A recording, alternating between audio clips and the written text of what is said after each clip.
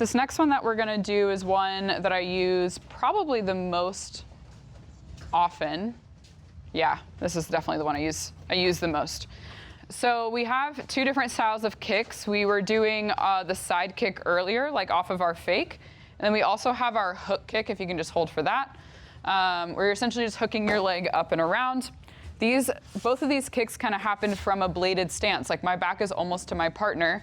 So what I want you guys to do is basically simulate missing a rear kick. Happens all the time. We miss rear kicks. Somebody's like, just kidding, don't want to get hit with that. And so you're gonna just do your technique, throw your rear round kick.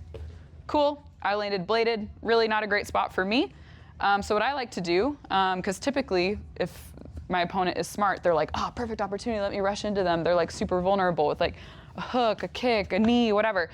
So whenever they rush back in, there's some options to throw a side kick, which again, same thing that we were doing earlier. Hips pointed towards the ground, our foot is completely away from our partner, and I'm landing sideways. And then what I like to do, because often actually Shu backs up, he's like, I know that's coming. And then they'll rush in again, and then that's when we throw the hook kick on the kick paddle.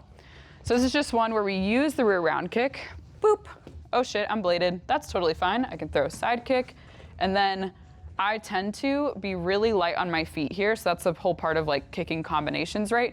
Really light on my feet, the weight is only on the ball of my foot. I'm just simply going to step, reset my standing leg to get the distance that I want, remain light here, and then throw that hook kick. When it comes to the hook kick, all you're doing is picking up your leg and snapping your heel towards your butt. Now I've been getting a lot of questions about like finishing techniques. So with the hook kick,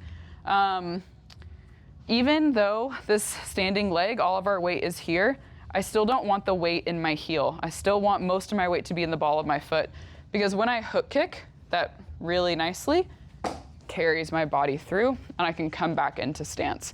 Now, of course, if I make contact, different story, in which case I would probably just pick up my knee, try to square up, and then come back into place. That's all we're gonna drill. So just hold the kick paddle down, or hold the kick, the tie pad, whatever you have here, just down, and you're just gonna kick over it. I want you to get your hip up and over. I don't want this. You can't throw a side kick from here. So I want you to pivot, turn your hip over, then throw the side kick, and then throw the hook kick. Obviously, not everyone has the same level of flexibility. So what Shu can do is just hold the kick paddle at different levels, but try to still resemble the head and not the mutant. Head, not mutant. So still hold it here. This is our first time throwing a hook kick today. So feel free to like take it slow. But this is like super common for me, just doubling those two up together. The faster you can do it, the better. But again, after that side kick, all I'm doing is my toe touch. Very little weight is actually coming on this foot. If anything, it's just to kind of get this foot in a better position to manage my distance.